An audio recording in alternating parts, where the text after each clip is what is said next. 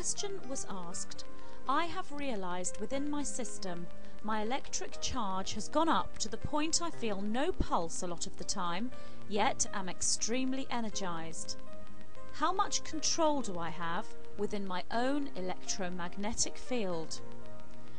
The 9 tell me that once a being stands in balance, he has complete control over his own electromagnetic field by directing his consciousness in accordance with universal flow.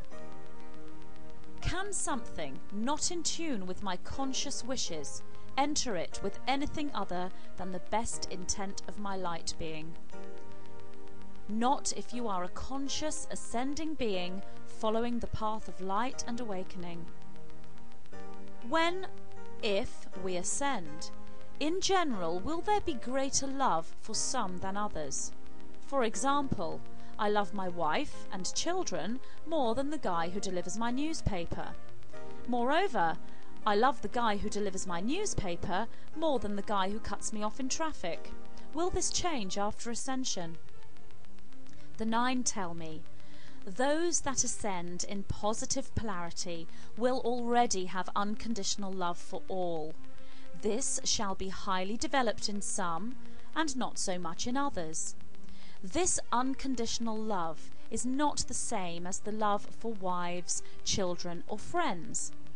In higher densities, all becomes equal, but in 4th and in 5th density, one shall still have a different and special love for family and friends than one has for all. However, one would always be aware that all are one, and all are aspects of oneself.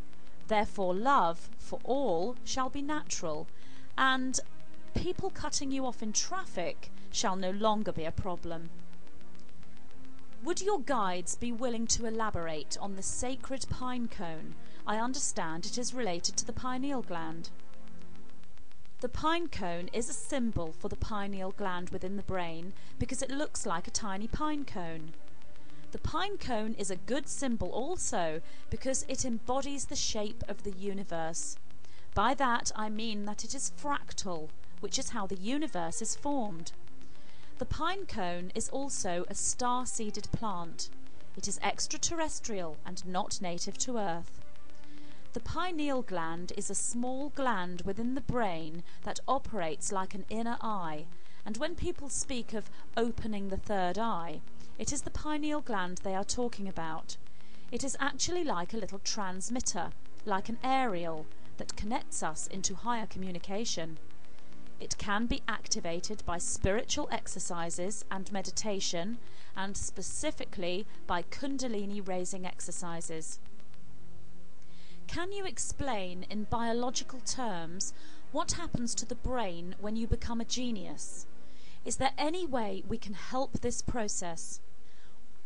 What this means in biological terms is the equal use of the right and left hemispheres of the brain, and the use of the brain in a higher capacity than before. This means that those natural right hemisphere thinkers need to concentrate on logic in order to bring their thinking into balance. With the same respect, left-brained thinkers need to awaken to more creativity and abstract metaphysical thinking to balance their logic. This can also be explained by masculine and feminine forces being balanced within the body. The point here is to take the middle road in everything, to think and base decisions using equal logic and creative expression, equal left and right-brained thinking. Most people are predominantly one or the other. The genius is a complete balance of both. As light fills the body, it shall also fill the physical brain. This light shall serve to fire up synapses and pathways in the brain, making connections that have not been made before. In meditation, visualizing the brain filling with light, waking up sleeping connections and connecting them together shall serve to create it. Thinking of oneself as a genius, believing one is a genius, believing and knowing one thinks in perfect left-right hemisphere balance shall serve to create it. All this must be done with humility and never with pride, if one wishes to polarize positive as one awakens this genius ability. Thank you for listening.